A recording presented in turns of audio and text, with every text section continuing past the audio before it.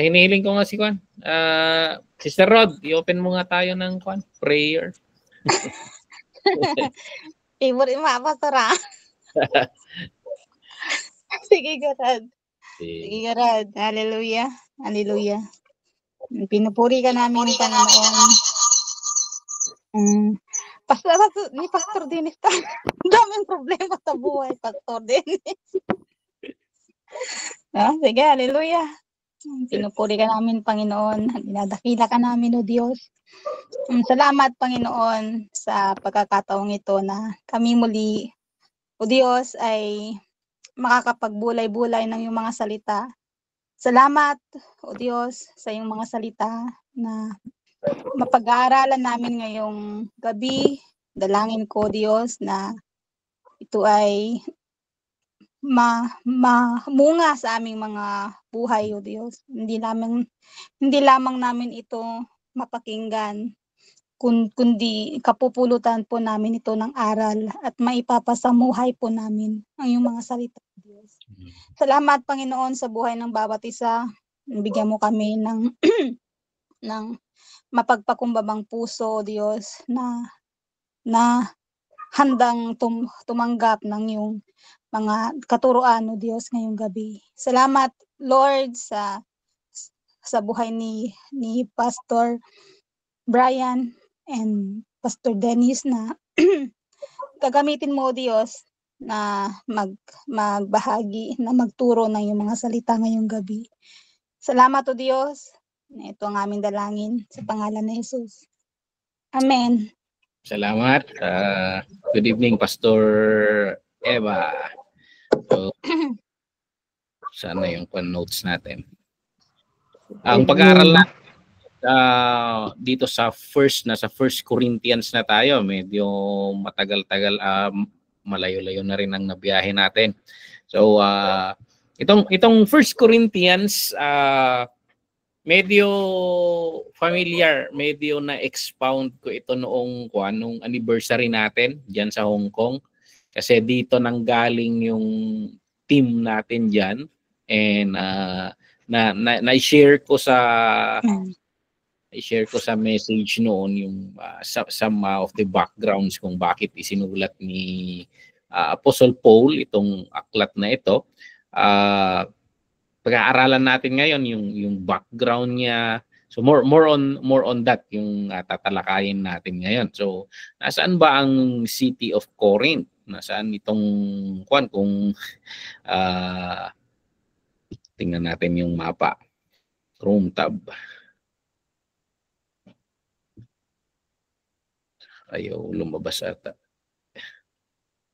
So itong city of Corinth, nandito siya sa Greece. Maganda sana kung may papakita natin yung mapa. Sandali. I-try kong select a tab to share. Dito. Ito pala. Okay. Itong city of Corinth. I-zoom natin.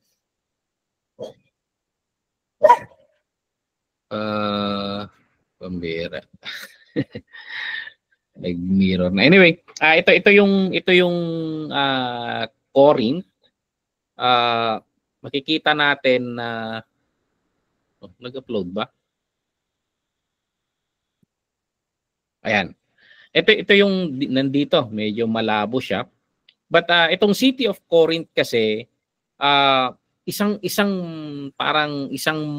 strategic na city. Kung Pilipinas sana, katumbas siya ng sabihin na natin ang Athens, Metro Manila, itong mga malalaking cities natin, Manila, Cebu, hindi mo rin Davao, mga ganon, mga big cities doon sa empire noon.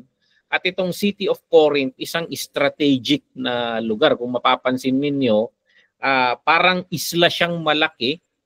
May strip lang siya dito May nakalagay lang na itong isthmus strip na sinasabi nila. So by land pwede nang ma-access ang Athens. So pero ito kasi parang trade route siya. more on sa economy niya, maganda yung economy niya, and parang center rin siya ng religion. Napakaraming religion. Minsan hindi tayo makarelate. For example, diyan sa Hong Kong, ang kwan natin diyan kasi of course may iba't ibang religion diyan, may Buddhism, pero hindi masyado yung kwan, hindi masyado yung bangga. Lang makaka-relate siguro dito si Mother Victoria kasi sa lugar nila meron silang pluralism talaga. Pluralism ang umiiral sa kanila na napakaraming religion sa kanila. So, itong City of Corinth, ganun siya.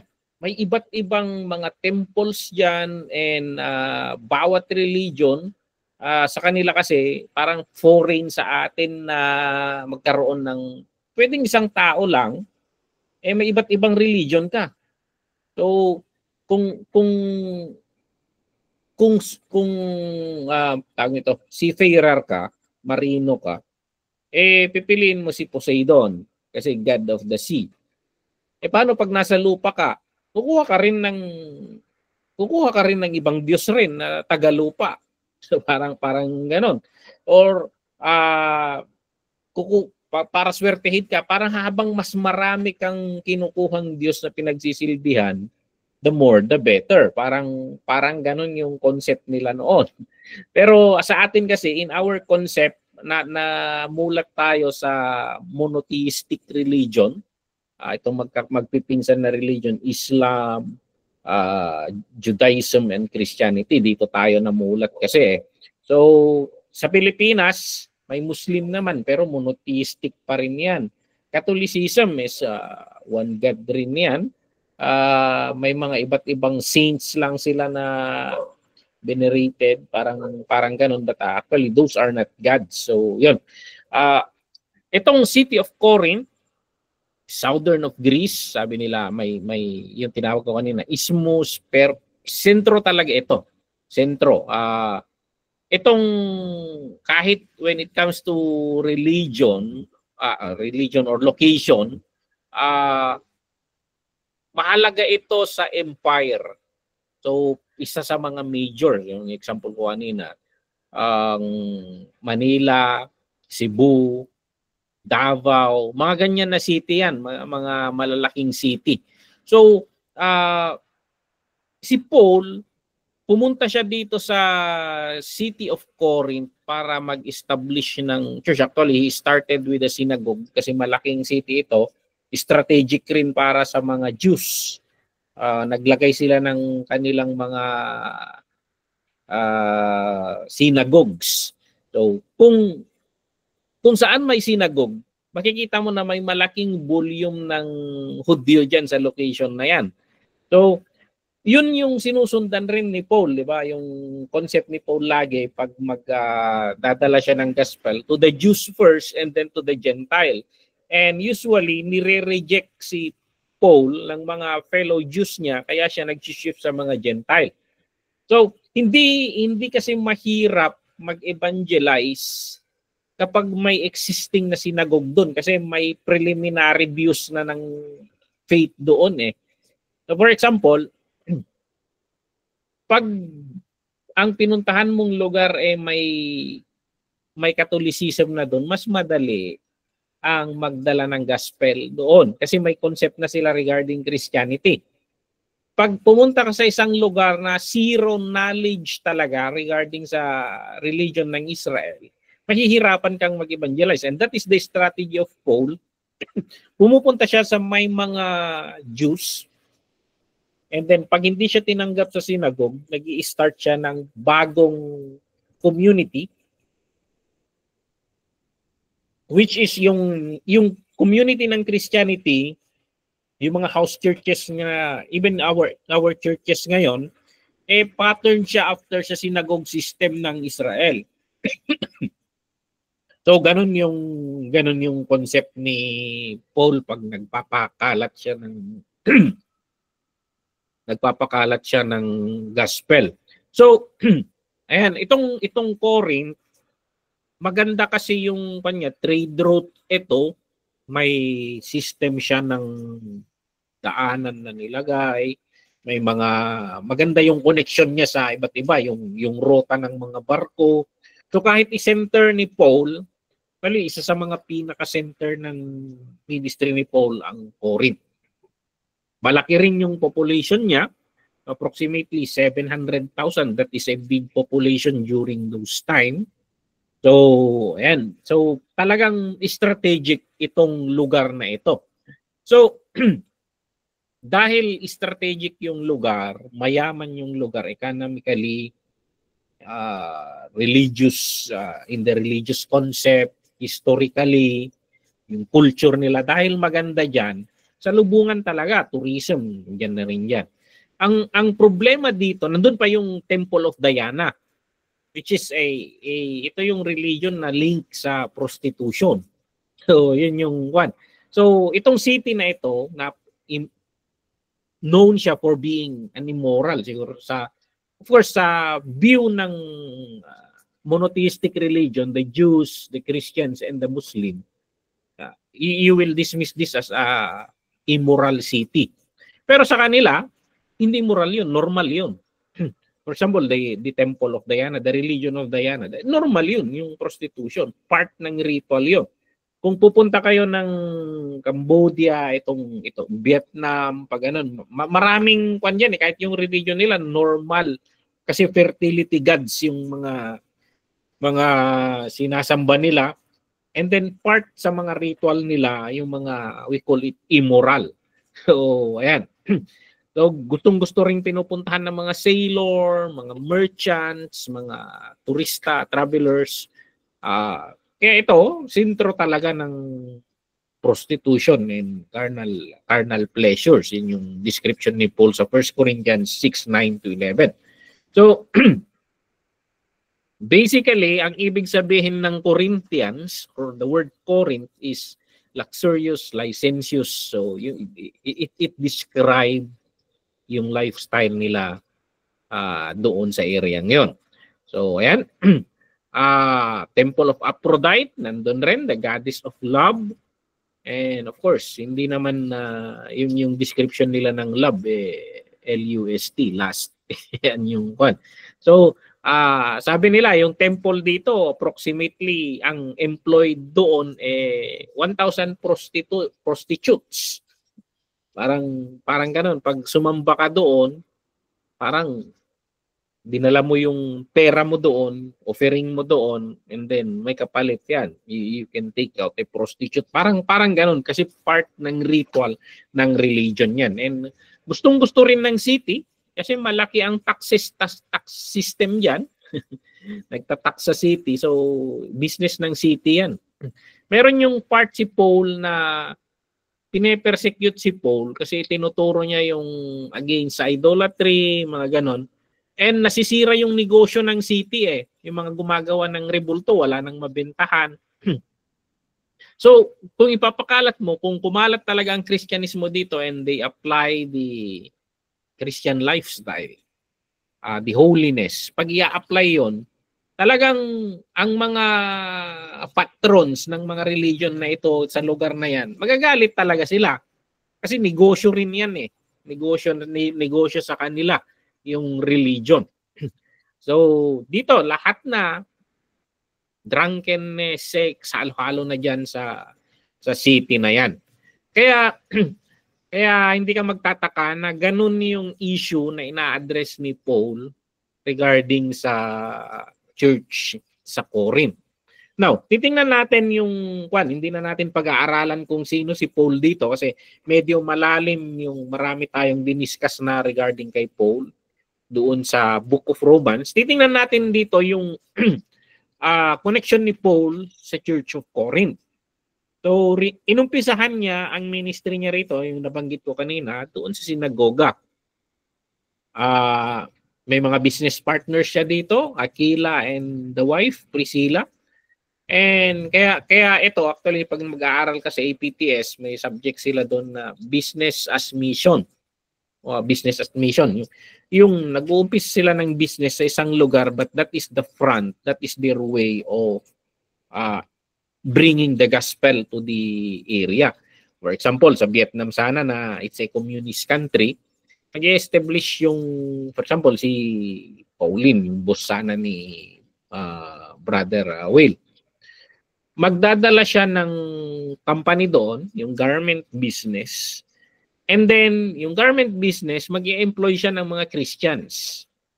So, that is the way na dadalhin mo yung kwan doon. At yung mga Christian na yun, hindi lang sila gumagawa ng damit. They have another business proclaiming the gospel to their friends, nag-i-employ sila ng non-Christian, and then they share the gospel, parang ganon.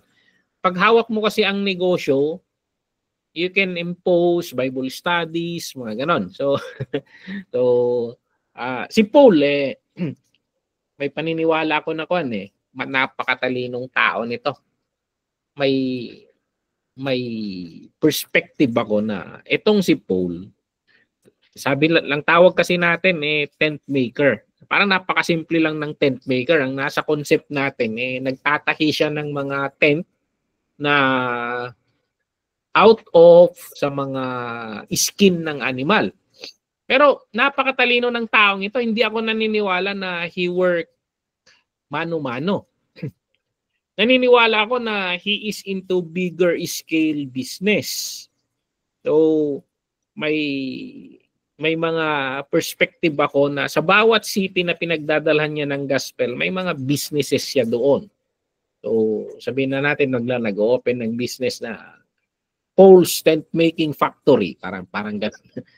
Matalinong tao tong si Paul. So he is good in what?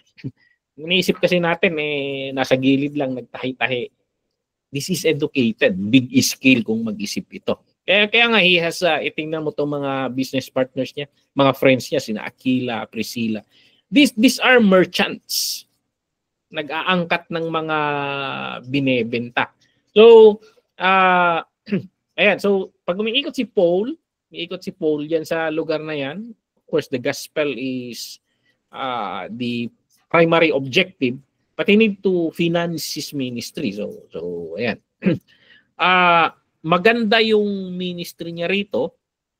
Maganda yung relationship niya sa head ng synagogue doon. So, hand in hand. Medyo nagtutulungan itong dalawang ito. Yung nabanggit ko na kwento ko sa inyo noon na sa Pilipinas, ang Catholicism at Protestantism parang asot pusa. Pero sa Vietnam, partners yung mga yan. So, in Jerusalem, asot pusa itong Christianity saka itong Judaism. Pero sa Corinth, medyo okay siya doon sa synagogue. So, yun. Ang background na makikita natin dito. So, si Paul, around 3 times, documented na 3 times yung paglakbay niya papuntang Corinth. Kasi yung missionary journey niya, kung tutuusin mo, parang inaabot siya ng taon para matapos yung journey niya. So, sabihin na natin sa bawat missionary journey, sa 3 missionary journeys, kasali lagi ang Corinth sa pag-ikot niyang yon. So, approximately, tinutukoy ng mga scholar na approximately 4 daw na sulat ang pinadala ni Paul dito sa Church of Corinth. At ang meron lang tayo itong dalawa, 1 Corinthians sa 2 Corinthians. Kasi sa pag-a-analyze nila sa mga pagbanggit ni Paul, parang may sinasabi siyang sulat, pero yung sinasabi niyang detalye ng sulat na yon, wala sa 1 Corinthians at 2 Corinthians. So doon nag-i-speculate yung mga scholar na there must be another letter. So yun, sa speculation ng mga scholars, may approximately 4 letters na pinadala si Paul dito sa city na ito or sa mga churches dito.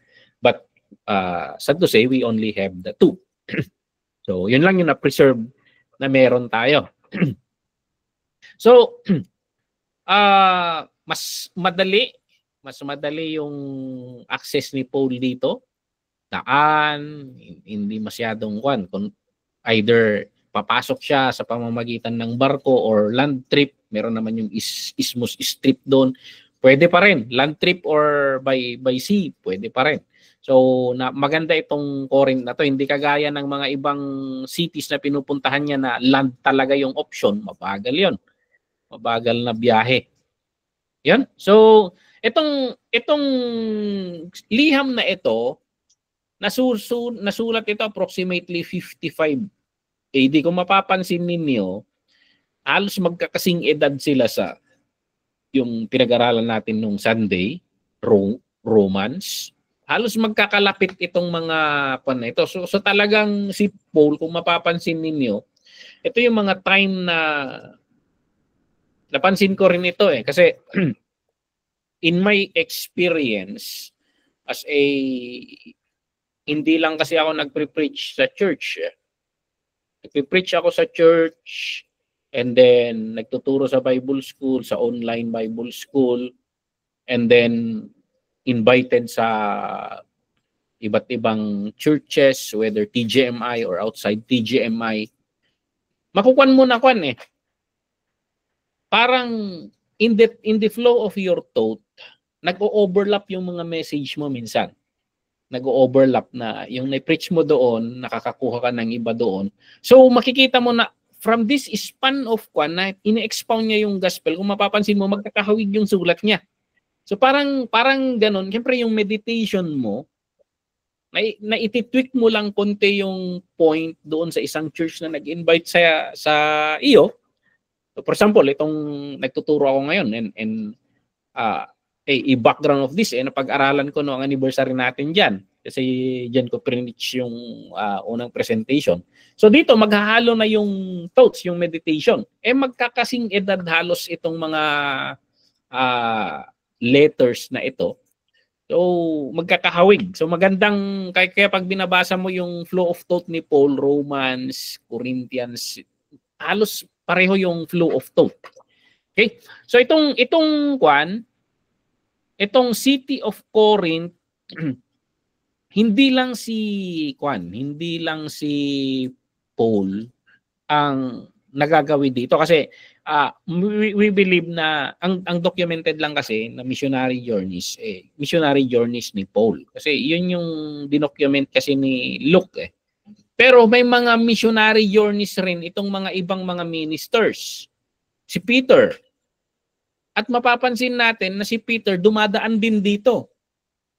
Apollos, wala tayong documentation pero nabanggit ang pangalan ni Apollos in this. So ibig sabihin sa mga missionary journeys ni Apollos, dumadaan rin siya dito sa City of Corinth. So ayan, paano natin ihahalin tulad dito? For example, TGMI, we have 8 districts.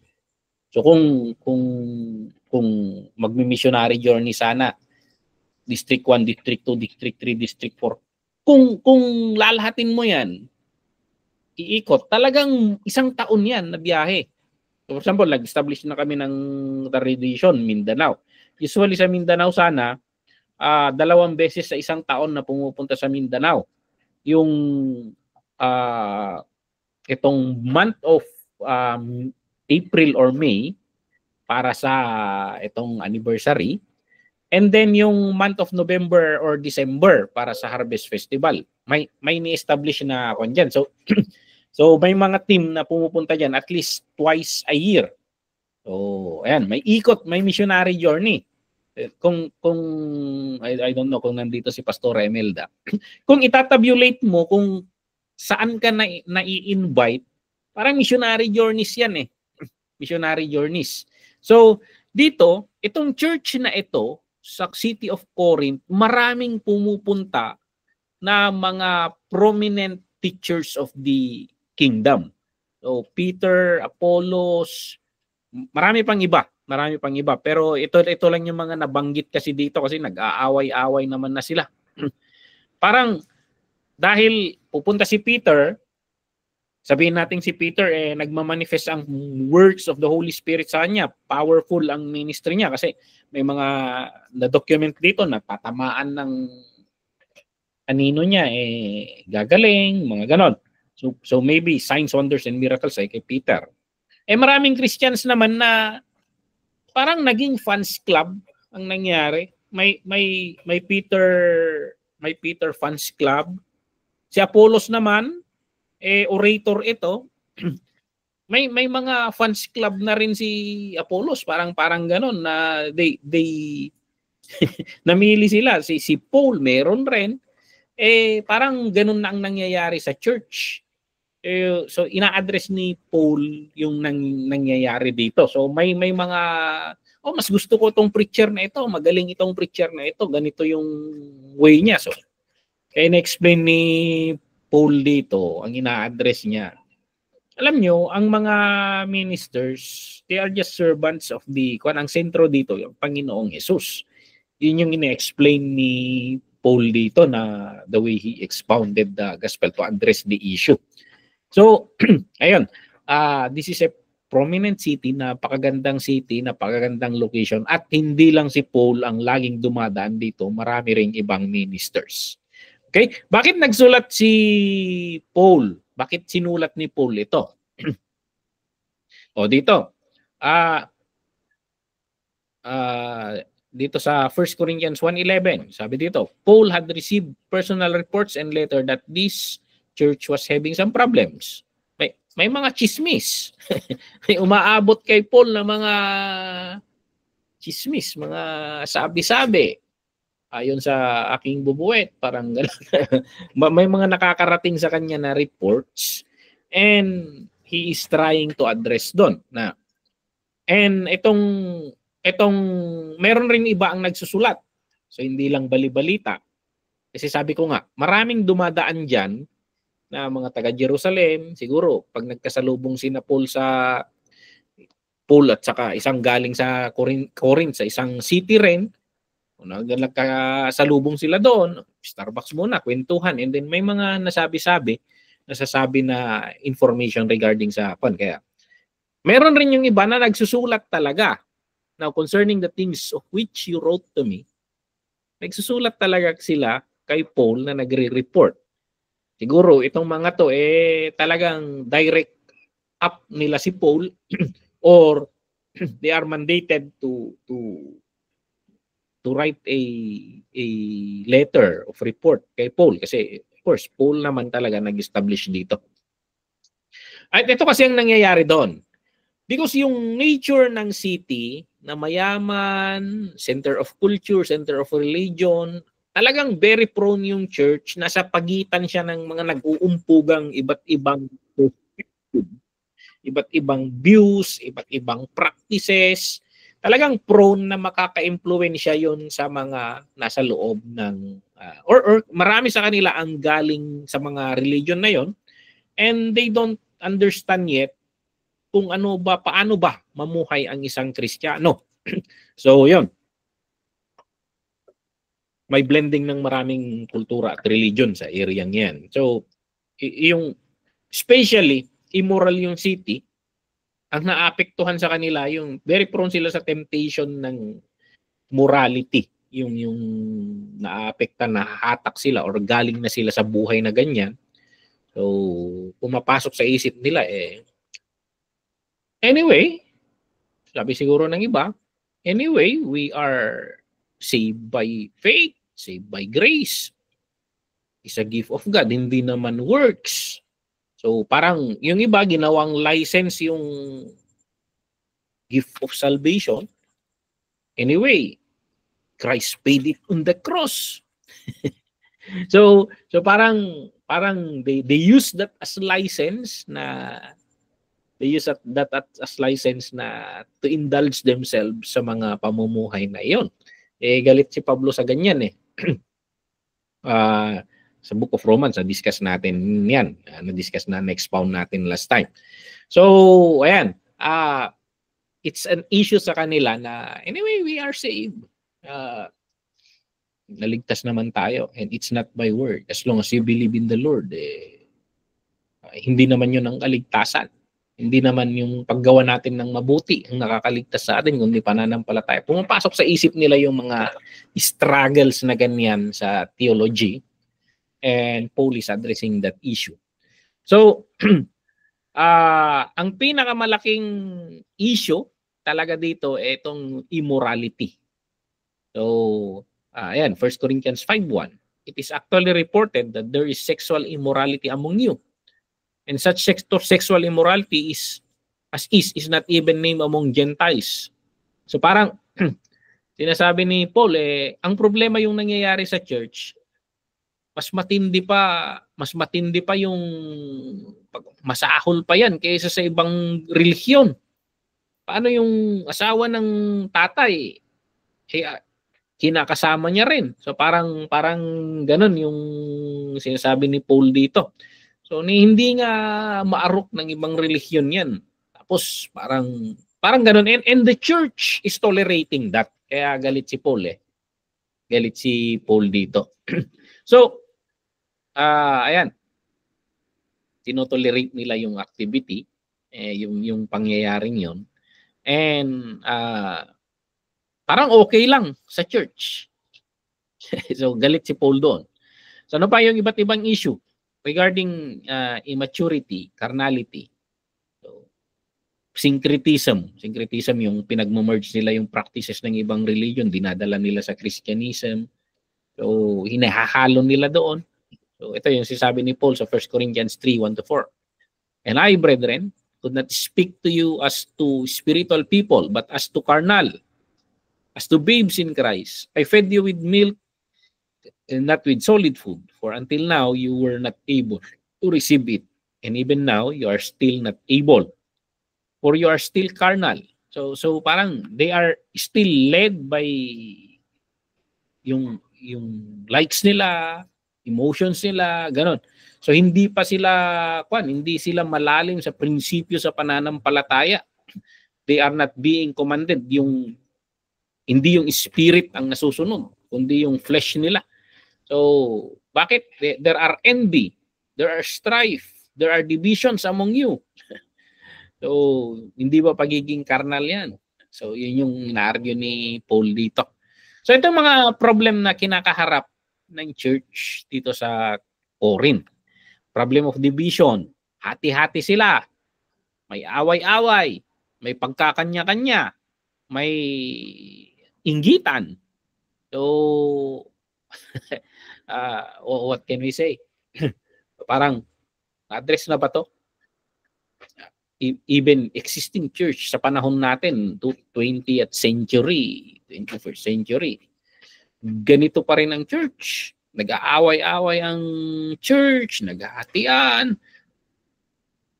Parang anong nangyari? Gumagano siguro si Paul, no? Internal lawsuits. Nag-aaway-away sila, nagdidemandahan sa loob ng church. And ayan.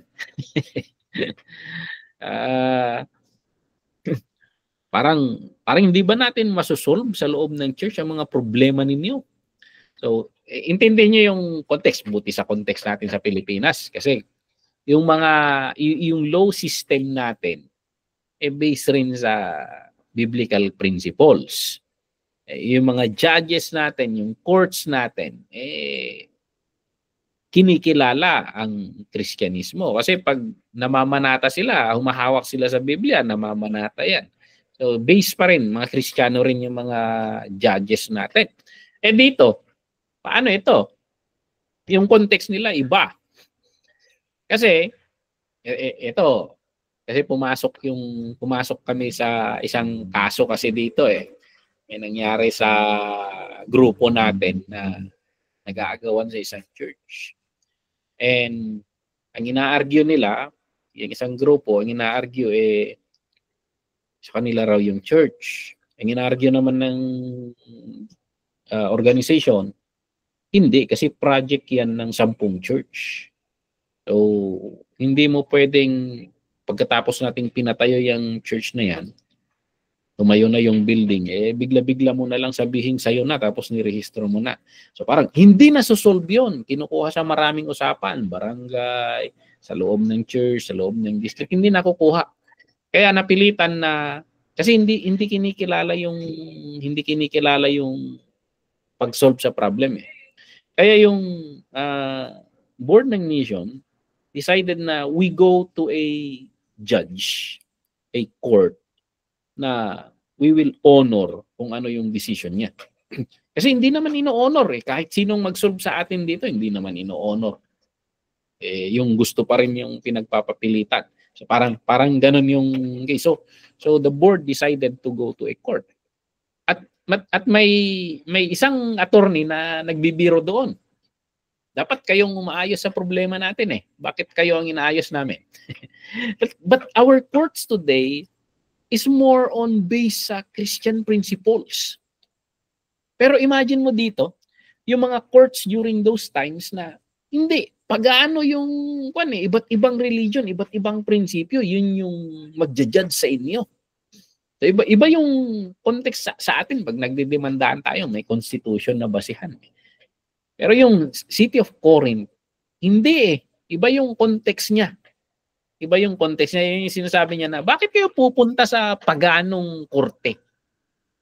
So, ang mga korte natin ngayon, kinikilala natin ang Diyos. We start with prayer. Mamamanata ka sa Biblia.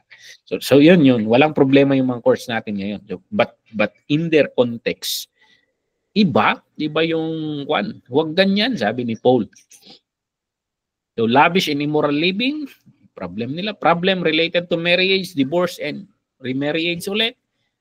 Problem of yung kalayaan regarding sa pagkain ng inialay sa isang templo, mga ganon. And then yung mga kultura at tradisyon, headship covering, leadership. And then yung communion nila, itong may tradition kasi sila noon na yung communion nila, may dalawa yan, love feast, sabi nila. Yung pag nag-communion nila, talagang parang yung ginagawa ninyo diyan sa Hong Kong, talagang mukbang, parang gano'n. Ang problema, parang nawala na yung sacredness yung ginagawa. Kasi take note na ang communion nung in-establish ng Panginoong Hesus yan, the Holy Communion is a literal meal. Literal meal yan. Last Supper nga eh. Hapunan yun. Literal meal. So pag ginagawa nila, pag kumakain sila, talagang ang naiisip nila, grabe sa langit siguro ang daming pagkain. Hindi nitong pagkain na ito. So parang ganun yung concept. It's a literal meal. Ewan ko paano nag-evolve na naging ostia saka ang liliit. So parang ang dating tuloy ang damot ng Panginoon, parang ganoon eh. hindi lavish. Ang problema na nangyari dito sa church, dito sa Corinth, hindi pa nag-uumpisa yung umuupak na yung iba. Ritual yan eh. Practice ng church. Yung iba naman, nasobrahan na sa wine, nalasing na.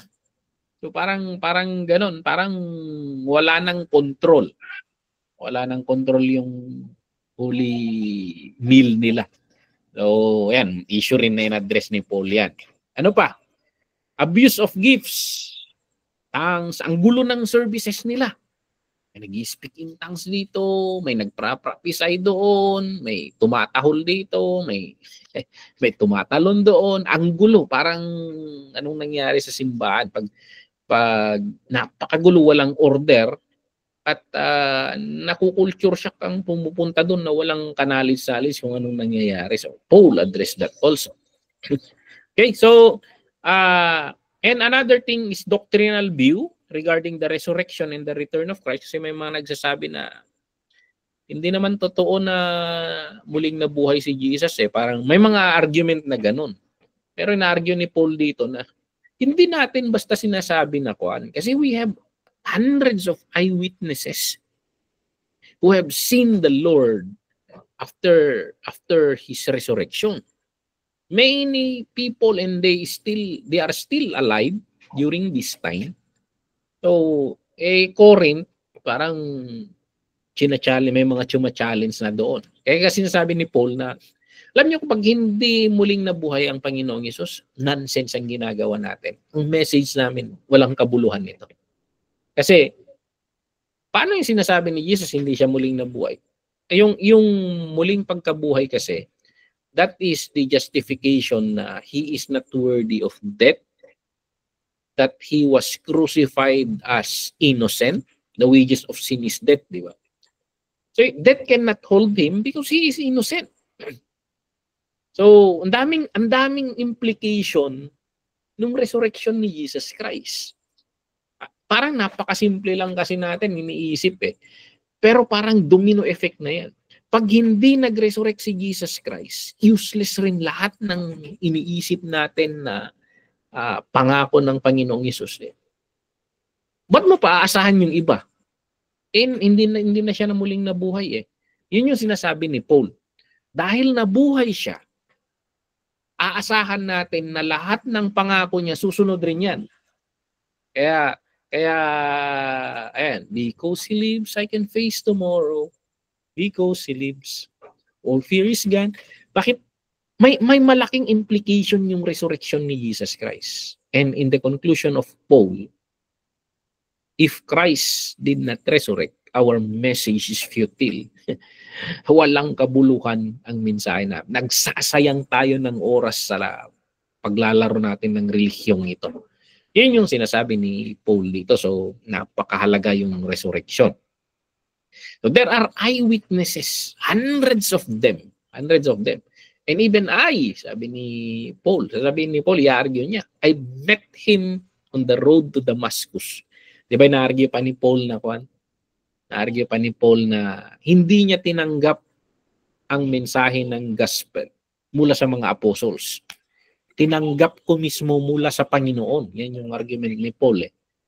So, he has fellowship with the Lord. He knows the Lord. He meets the Lord personally.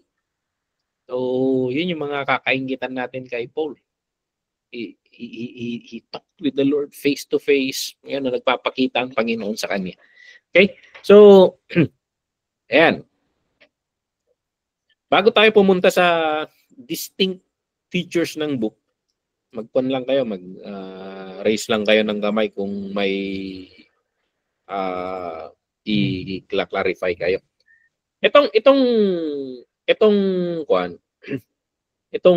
Church of Corinth, mahahati sa 1, 2, 3, 4, 5.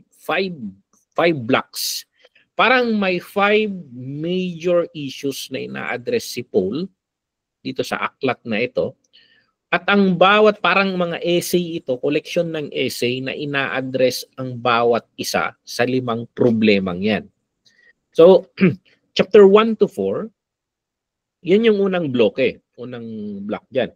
Yung chapter 1 to 4, ang tinatalakay niya, ang ina-address niya rito, yung division, pagkakahati-hati sa loob ng iglesia. So, ayan, naging popularity contest eh.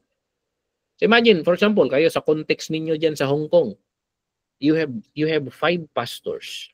Tapos imagine na may Eva Fans Club, may may Jeneline Nagnot Fans Club, may Joan Fans Club. So parang naghati ang church. Ganun yung nangyayari sa kanila dito na mas maganda kay Juan. Dito ako kay Pastora Eva kasi malalim siya magturo. Parang ganun. May magusto. Dito rin ako sa isa kasi charismatic ito. Talagang he hits the problem. Parang ganun. Ganun yung nangyari.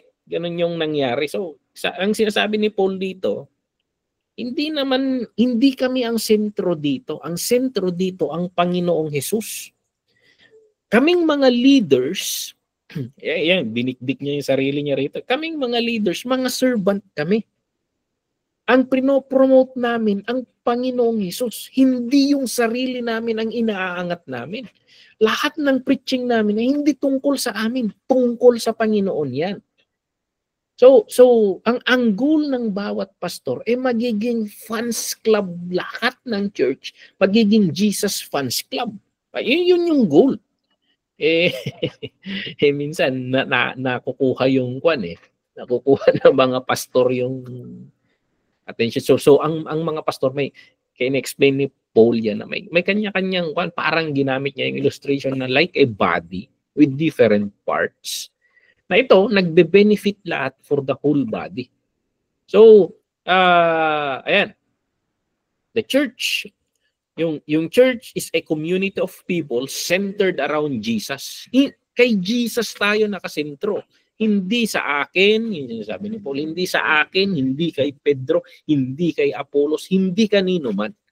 Nakasentro tayo lahat sa Panginoong Yesus. Minsan, nangyayari sa church kahit hanggang ngayon. Bakit na-split ang church? Minsan na-split sa church kasi nagfa-fans club tayo sa church.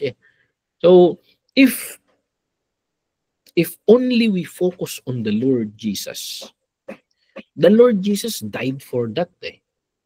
Tapos, kung maintindihan mo yung sacrifice ng Panginoong Jesus para sa church, you will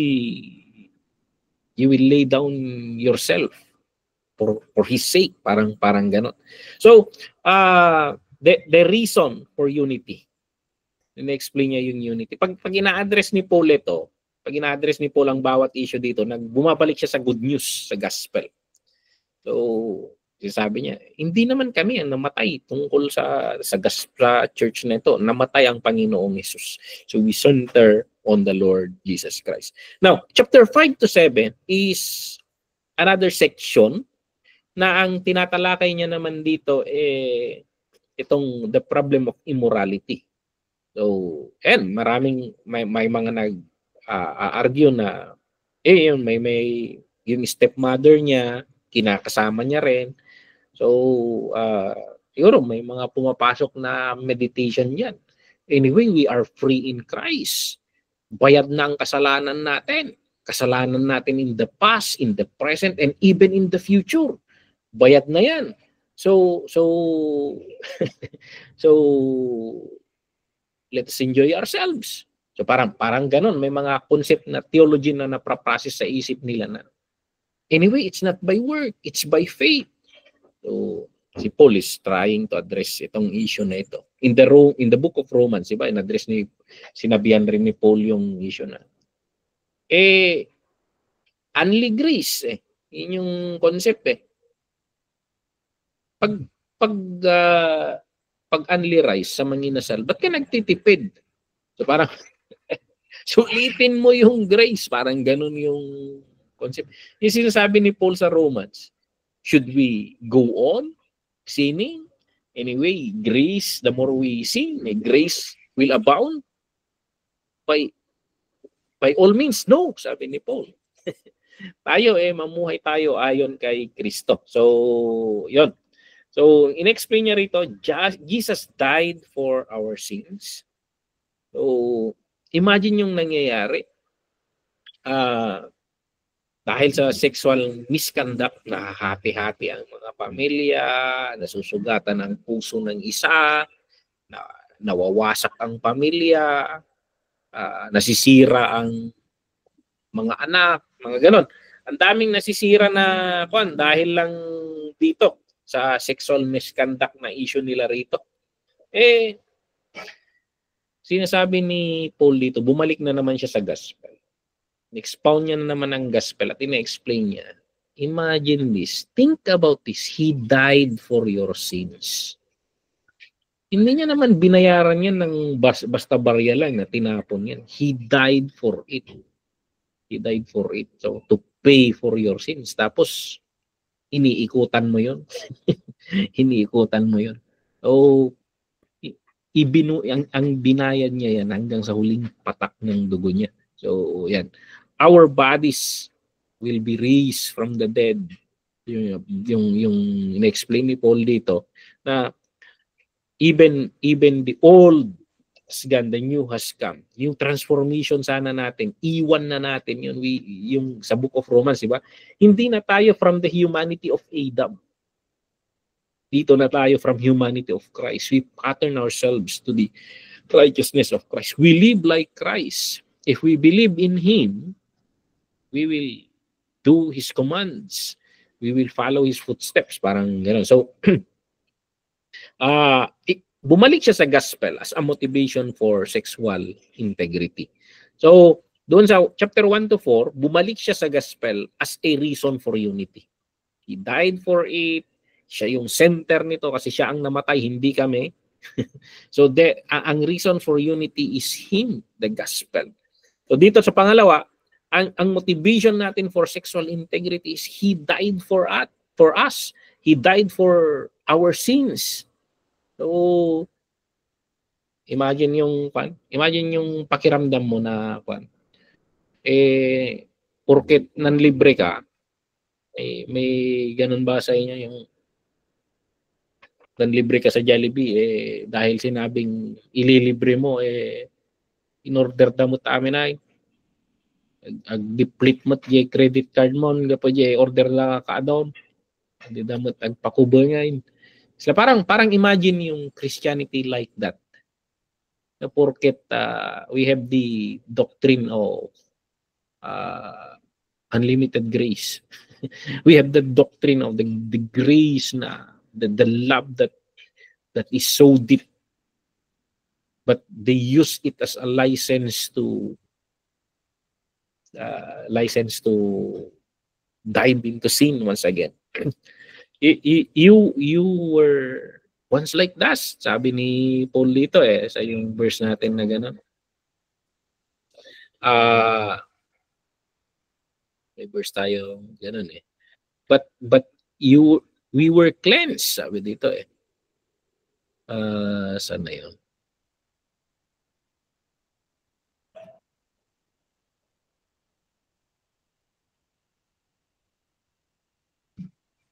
Ito. Do you not know that the unrighteous will not inherit the kingdom of God? Do not be deceived, neither fornicators, nor idolaters, nor adulterers, nor homosexuals, nor sodomites, nor thieves, nor covetous, nor drunkards, nor rivalers, nor extortioners will inherit the kingdom of God. And such were some of you. Ganun ang ilan sa inyo noon. Sinasabi ng Panginoon. Ganun ang ilan sa inyo noon. Ganun yung buhay nyo noon. But you were washed. Sabi niyo po, nahugasan na kayo But you were sanctified. But you were justified in the name of the Lord Jesus and by the Spirit of God. Ito yung inargue ni Paul. Nahugasan na kayo Bakit kayo bumabalik sa buhay na yan? So yun yung ina-argue ni Paul dito. So ayan. Ina-address ni Paul doon. So pangatlong block, pangatlong issue na ina-address niya the issue nila sa pagkain. Itong issue ng pagkain naman, kasi doon pag iniri-ritual muna nila pag alay sa hindi naman nila basta sinisira yung karne Pag kinatay nila sa temple na ito tapos ibebenta nila, may mga hindi nakakaintindi na tingin nila na ialay sa na ialay yan sa Diyos-Diyosan. So bakit ka kumakain yan na ialay sa Temple of Diana? O, for example, yung ganon, Temple of Diana, na ialay yan So ibig sabihin, yun pa rin ang religion mo kasi kinakain mo yun. So may dalawang grupo. Kasi ina-argue nila, wag mong kainin yan kasi may ialay yan May grupo naman na yung ina-argue nila, banatan mo. Nilinis ng Panginoon yan. Lahat ng pagkain may gawa ng in everything give thanks. parang gano'n, blessing na yan. Yun yung quad. Pero ang argument ni Paul dito, may dalawang senaryo. Hindi niya pinanigan, hindi niya binalatan. May dalawang senaryo. Bumalik na naman siya sa gospel. So, explain niya kung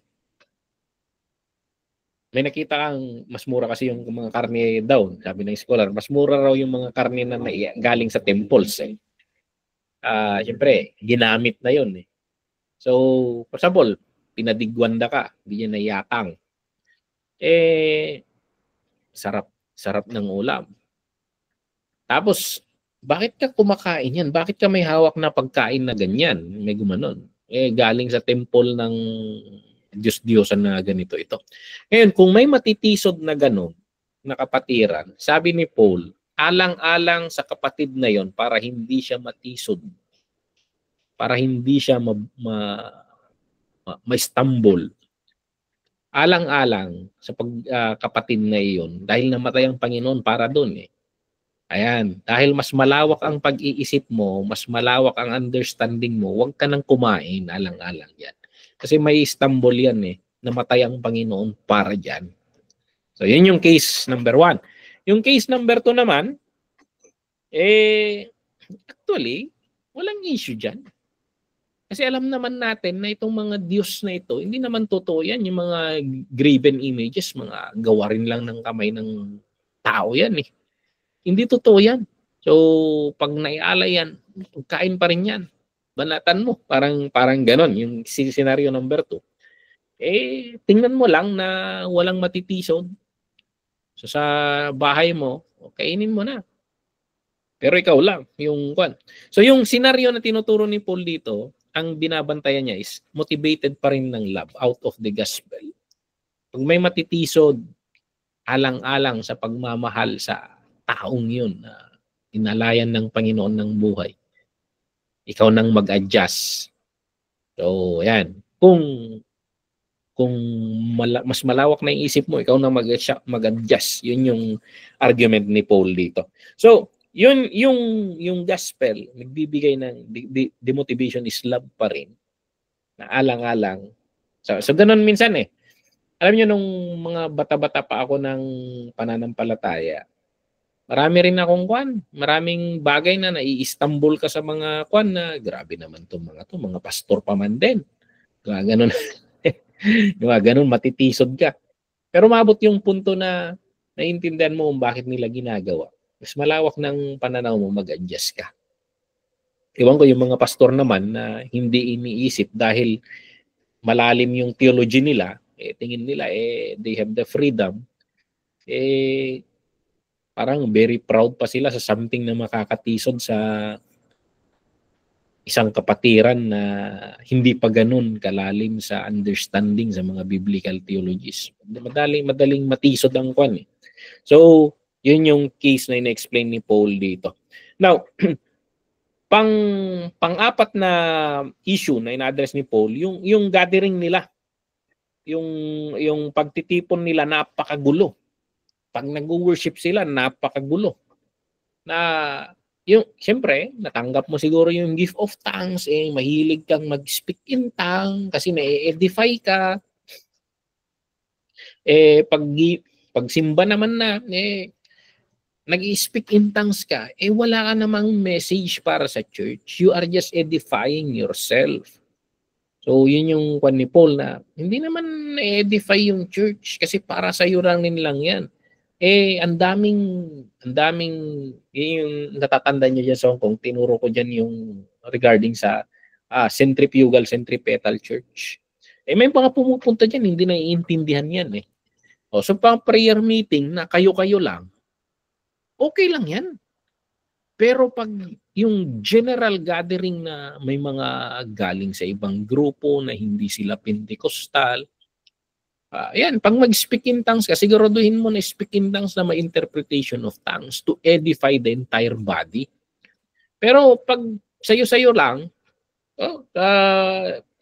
lagyan natin ng order. Lagyan natin ng order. Yan yung na-argue ni Paul dito. So yung mga issues yan, marami yan sa worship. Masama ba yung mag-speak in tongues? Sa akin, hindi naman problema yan eh. Sinasabi ko lang, pag gusto mong mag-speak in tongues kasi naililid ka na, ilayo mo na yung microphone sa bibig mo. And then, pwede ka mag-speak in tongues na hindi ka maingay, hindi mo pinagsisigaw-sigaw. So, you just speak in tongues, pwede ka namang mag-speak in tongues na hindi maingay eh. Pero yung ikaw na ang naging sentro sa ikaw na yung naging sentro sa ang gulo-gulo na. Sa Corinth, sabay-sabay pa sila. Imagine yung 100 na tao na sabay-sabay. Tapos nandun ka sa gitna na hindi mo alam ang nangyayari. Nung youth camp dito sa Banting, meron yung isang bata na nung nag-challenge si Pastor June for surrendering life, napansin ko na yung batang yun eh. Kasi parang he has encounter with the Holy Spirit. And then may sinisigaw siya. Alam ko nang naka-receive siya ng message from the Lord. So parang speaking in tongues, but he has an interpretation for it. Yun lang, bata siya. Bago siya sa giftings na yun, and hindi niya alam na i-control. So paulit-ulit yung sinasabi niya. Pero tatlo lang yung punto niya. Ang kino-communicate lang ng Panginoon, malapit na akong bumalik. Tapos pangalawa na sinasabi niya, malapit na akong bumalik. Huwag malapit na akong bumalik. Pangalawa huwag kayong mapagod sa paggawa ng mabuti, and even yung proclamation of the gospel. And then hindi kayo nag-iisa. You will persevere. You will be victorious. Yun yung sabi ng Panginoon. Tatlo lang yung sinasabi niya. Pero dahil hindi niya, first time niya siguro, hindi niya maayos-ayos.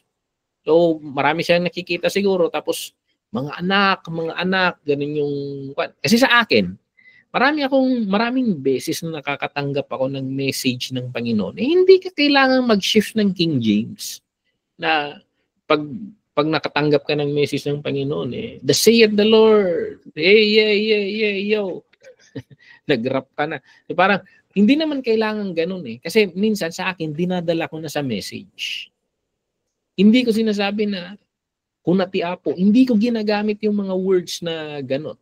Kasi pag naka-in-tune sa spirit yung tao, alam niyang nanggagaling yung message sa Panginoon. So I just speak the word na as is in the plain na the Lord is the Lord I think the Lord is saying, parang hindi ko dinidirekta. So from this verse, ito ang kino-communicate ng Panginoon sa atin. Parang ganoon. Pero siya kasi parang anak ko, parang ganoon siguro yung nakikita niyang mga manifestation. Maraming young people ang nagtatanong, ano yun, nasaniban? Gumaganon sila. Nasaniban ba yun? Yun yung, kasi sininyasan ko na si Biena nun May message ang Panginoon sa pamamagitan ng bata, idalhin mo yung microphone sa kanya. So, ngayon, naging sentro na siya doon. Kasi paulit-ulit lang yung sinasabi niya, mamaya mag-speak in tongues, iiyak. Kasi na-overwhelm siya First time niya Kasi napansin ko na lang doon, lumapit na si Pastora Bing. So nilapitan na niya. So niyakap na niya. Kasi na-express naman na niya yung point ng Panginoon sa message na natanggap niya. Malapit na akong bumalik. Huwag kayong tumigil sa paggawa ng mabuti. Tapos, victory will always be yours. You will always be victorious because I will never leave you nor forsake you. Yun lang yung message ng Panginoon na dinideliver niya. So, noon, di ba, pag minister ni Madam Bing sa kanya, na-sling na siya doon, tapos nawalan na siya ng malay, and then everyone is okay na. Pero maraming nagtatanong, ano yun, nasaniban? Kasi hindi nila alam. Yun yung sinasabi natin. Sinasabi natin na for example, may kaibigan ako na kwan. Noong line up sa church line up. Noong magkaharap na sila sa isang bata, parang nagkaroon siya ng kwan. There is something in his heart na may problema ito sa kayong tatay niya. There is something na na-sense niya na may problema sa kanya at sa tatay niya. Paano ko sasabihin yon? Sabi niya. So, alam kong may message ang Panginoon na there is something na kailangan nilang i-fix yung relationship nila ng tatay niya. So, paano yun? Sasabihin ko na sinasabi ng Panginoon na magpatawaran kayo ng tatay mo. So, or mag-King James ka na, thus saith the Lord. Daming option kasi dyan. Hindi mo kailangang gamitan lang mga manipulative words na sabi ng Panginoon. Hindi, madaming kwan. Pwede ngang patanong may problema ba kayo ng tatay mo? Galit ka ba sa tatay mo or may gap ba kayo ng tatay mo? Or pwede mo ring sabihin na I think may something sa inyo ng tatay mo and the Lord wants to heal you. Parang ganon. Nasa creativity mo na kung paano iparating yun na hindi niya naman. Kasi, or kahit nga diretso ka na sa prayer eh. And then, ipag-pray mo na lang na, Lord, ano man ang pinagdadaanan niyang problema, iparinig mo sa tinga niya. Ano man pinagdadaanan niyang problema. Lord, kung may mga hindi man sila pagkakaunawaan sa tatay niya or may relationship issues sila ng tatay niya, i-bless mo siya, ayusin mo, Lord. Mapapansin mo na lang na hahagulgul yun. Kasi bago pa lang sinabi ng Holy Spirit sa iyo yun, sinabi na ng Holy Spirit sa kanya yan. Kasi that's how the Holy Spirit worked in the New Testament. In the Old Testament kasi, through the prophet lang na nagsasalita yung Panginoon. Sa atin ngayon, sa New Testament, nasa atin yung Holy Spirit eh.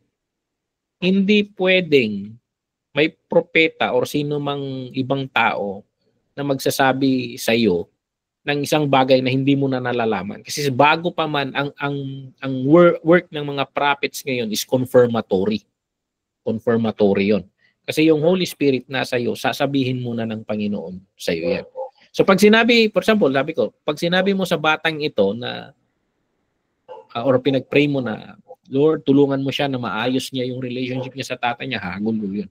Kasi from before pa doon, sinasabi na ng Panginoon, kinukonvict na ng Panginoon yun na magkaayos sila ng tatay niya. So, yun yung kwan ko dito. So, sa gathering, tingnan natin na hindi napakagulo, lalo na sa ating Pentecostals minsan. So, we can function in the works of the Holy Spirit na hindi magulo, hindi weird. Parang we mature in it. Okay? And then panghuling bloke ng dinidiscuss ng Panginoon dito Paul dito yung resurrection, yung issues ng resurrection. And nabanggit ko na kanina na that resurrection ni-explain ni Paul na hindi naman natin tinuturo yung resurrection dahil lang sa doktrina. Hindi, napakaraming eyewitnesses. Yun yung sinasabi ni Paul. This is a fact.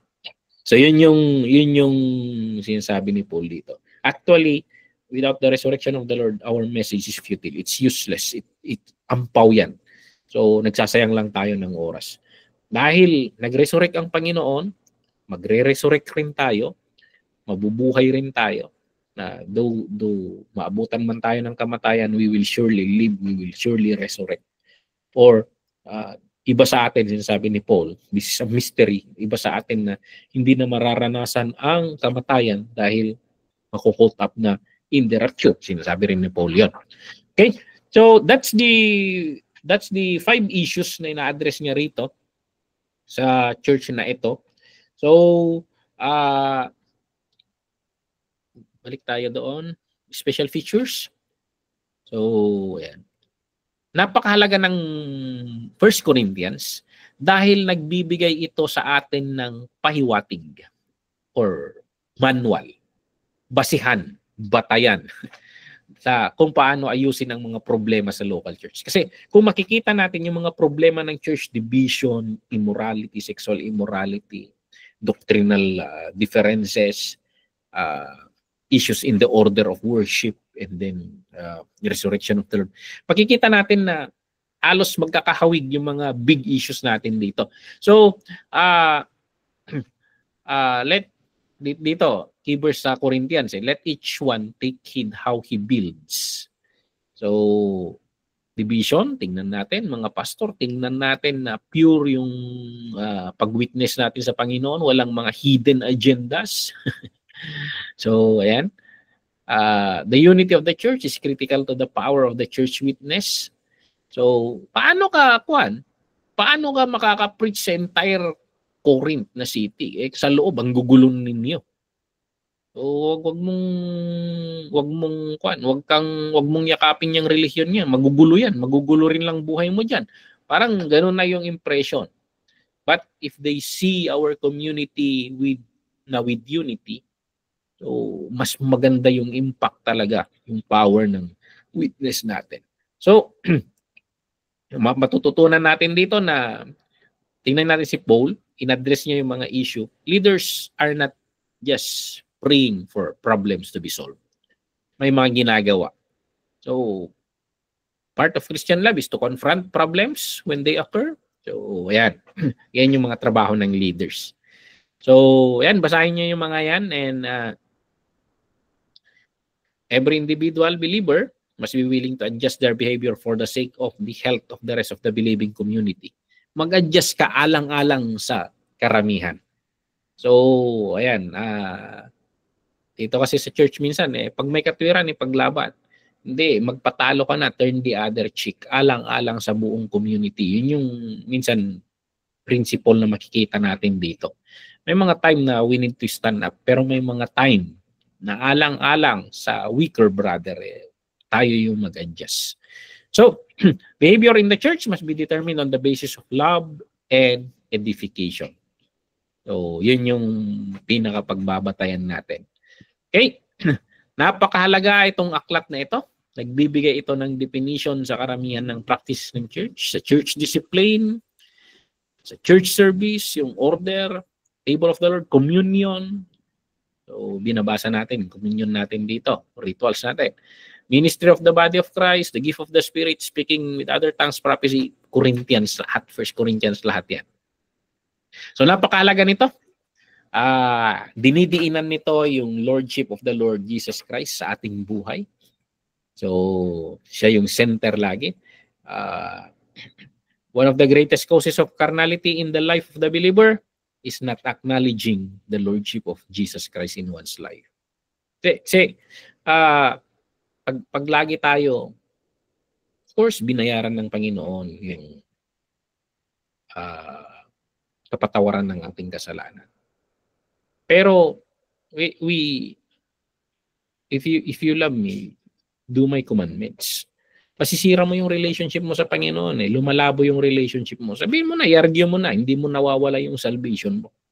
Pero nasisira naman yung relationship mo sa Panginoon. So, lumalayo ka sa relationship. Sabihin mo na, i-argue mo na yung, kahit lumayo naman yung prodigal son, anak pa rin siya nung tatay niya. Pero wasak yung relationship nila ng tatay niya. Buti yung tatay willing to accept pag bumalik. Pero do not cause anything that will destroy your relationship to the Lord. You will not enjoy life in its fullness. Because life in its fullness is being enjoyed only if you are in the embrace of the Lord. So, yun. So, hindi mo kinikilala yung Lordship ng Panginoon. Kaya pabalik-balik tayo, pinagpapapilitan natin yung mga gusto natin. But imagine if you understand what He did on the cross. Alang-alang sa Kanya who died for me. I will lay down my life. I will carry my cross. So, yun yung concept natin. You don't carry your cross. You don't nail yourself to the cross for the sake of salvation. You are saved by faith. You are saved by grace. Do that in honor of the Lord Jesus Christ. So, yun. The epistle emphasizes Christ's Lordship 6 times. Paulit-ulit yan. Actually, the word Lord in 1 Corinthians is 70 times na nagamit. So, emphasis dito, kung tingnan mo sa sukat na yon, in-emphasize ni Paul, let Him be Lord in your life. Lay down. Give way to the Lord. So, ayan. Napakalaga ng book na ito. Regarding the doctrine of or understanding of love. So, last Saturday, I preached in the wedding of Sister Abby and Brother Dun, and I speak about this. So, Corinthians gave us the definition of love. So, napakahalaga ng book na ito. Hindi ko na-expound.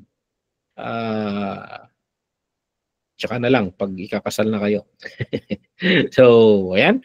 Ito yung 1 Corinthians. And napaka-interesting na aklat. Napakaraming ina-address. Napaka-worth it to nasaliksikin. And pag-aaralan natin next Sunday, or this coming Sunday, itong 2 Corinthians naman. So, that's it. Purihin ng Panginoon. May mga question tayo dito regarding sa 1 First Corinthians or something na controversial?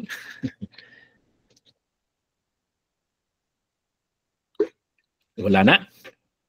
So kung wala na, sige, i-close natin ito. Praise God. 1 Corinthians. Napaka, nito, pag binabalik-balikan, it always gives a new perspective. So napaka-rich ng exposition ni Paul sa gospel dito. Papansin niyo ba? Sa bawat issue, sa Church of Rome, may in-address si Paul doon, yung gospel ay nag-a-adjust. In-address niya yung issue. Papansin niyo rito na every problem na kinakahalubilo nila or kinakaharap ni Paul, he always address it with the gospel. So, ibig sabihin, the gospel is not just the salvation of the soul. The gospel address every aspect in our life. You just try to understand anong implication ng gospel. Yung good news, yung ginawa ng Panginoon, yung kamatayan niya, yung muli niyang pagkabuhay, anong implication niya sa buhay ko. In every aspect of our life, kung naintindihan mo talaga ng malaliman yung gospel, pamumuhay, patatawarin ko yan kasi namatay rin ang Panginoon para dyan. So, lahat, pagpapasensyahan ko yan, alang-alang sa Panginoon. So, parang ganon. So, hindi ko na kakainin yung ulam kong yun dahil may matitisod, alang-alang sa Kanya. So, parang ganon. It is always connected with the gospel. Okay, so, we think through of that. Everything na nangyayari si Paul, na-address niya using the gospel. So, let us pray. Lord, maraming salamat, Lord, sa magandang balita. Yung ginawa mo sa cross, Lord, na hindi mo lang binayaran ng kasalanan namin. Hindi mo lang kami tinubos. Hindi mo lang kami binigyan ng magandang kinabukasan. Buhay na walang hanggan. Kundi, Lord, kahit yung pamumuhay namin sa pang-araw-araw na mga sitwasyong nakakaharap namin, Lord, makahulugan yung magandang balita, O Lord. And it drive or it shapes the way we live. Tulungan mo kami, Panginoon, na sa mga kahinaan namin, itong gospel na ito, Lord, it will empower us to face whatever those weaknesses. Sa mga challenges namin, Lord, this gospel will empower us to face them. Go beyond those trials and tribulations na kinakaharap namin. Sa aming mga issues, we can turn the other cheek alang-alang sa gospel, what you did on the cross. We can forgive, we can love, we can do anything just because of the gospel that you brought to us. Bless mo ang bawat isa sa amin, Lord, yung mga ministry namin, kaming mga pastor, Lord.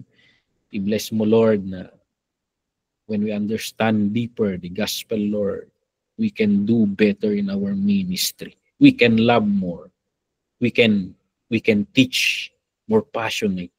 We can reach out. We can fix problems out of the love and grace, Lord, na nanggagaling, Lord, sa what you did on the cross. Bless mo ang bawat isa sa amin, Lord. Bigyan mo kami ng mas malalim na kaunawaan sa magandang balita ito, Lord. Maraming salamat. I-bless mo mga kapatid namin sa Hong Kong, sa Quirino, sa Ifugao, sa Mindanao, sa lahat ng manonood ng recorded live, Lord. Lecture namin ngayon. Maraming salamat. I-bless mo ang bawat isa. Ibalik mo ang kalakasan namin sa pahinga namin ngayong gabi. Ikaw, Lord, ang mangusap sa amin. Ikaw, Lord, ang magpaunawa sa amin sa mga bagay-bagay na medyo malabo, Lord. Maraming salamat. Itong inihiling namin sa pangalan ni Jesus. Amen and amen. Amen. Thank you, Pastor. Ang ganda-ganda ng teaching. Thank you so much. Thank you, Pastor. Thank Rod. you. Good night. Rod, kailan ka uwi? Ha? Bukas. Kailan ka uwi? Bukas po.